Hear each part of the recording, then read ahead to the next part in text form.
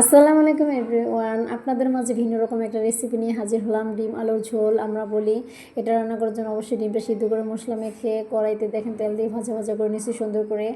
ঝোল যেহেতু করব এজন্য পেঁয়াজ রসুন জিরা দিয়ে সুন্দর করে তেলে ভাজা ভাজা করে উঠিয়ে নিলাম। আলু দিয়ে রান্না করবো এর জন্য আলুটা কেটে নিছি। এখন পেঁয়াজ কাঁচামরিচ সুন্দর করে তেলে ভাজা ভাজা করে এর মধ্যে আমি দিয়ে দেবো পরিমাণ মতো আদা রসুন বাটা। দেখেন আদা রসুন বাটা দিয়ে নেড়ে চেড়ে এখন দিয়ে দেবো পরিমাণ মতো লবণ। আপনি আপনার পরিমাণ মতো লবণ দিয়ে নেবেন তরকারি অনুযায়ী।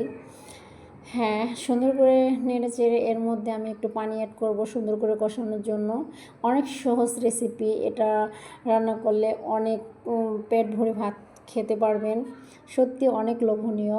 দেখতে থাকুন। এর মধ্যে আমি দিলাম হলুদ ফাঁকি মরিচ ফাঁকি সুন্দর করে কষিয়ে নিচ্ছি। দেখেন নেড়ে চেড়ে সুন্দর করে কষিয়ে এর মধ্যে দিয়ে দিলাম কেটে রাখা আলুটা সুন্দর করে কষিয়ে নেব সিদ্ধ হওয়ার আগ পর্যন্ত।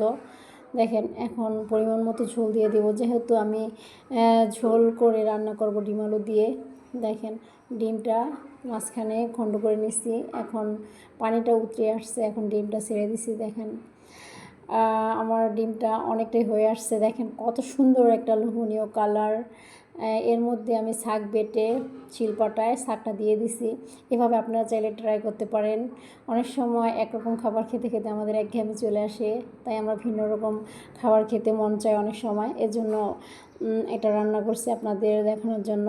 দেখেন সাথে আছে কাঁচকলা ভর্তা, কালিজিরা ভর্তা। এটা দেখাতে টাইম পাই নেই, অন্য সময় আপনাদের সাথে শেয়ার করবো। দেখেন আমার বেবি কি আমি করে ডিম দিয়ে ভাত খাচ্ছে, সাথে কিন্তু ভর্তাও নিচ্ছে, লেবু আছে, শসা আছে।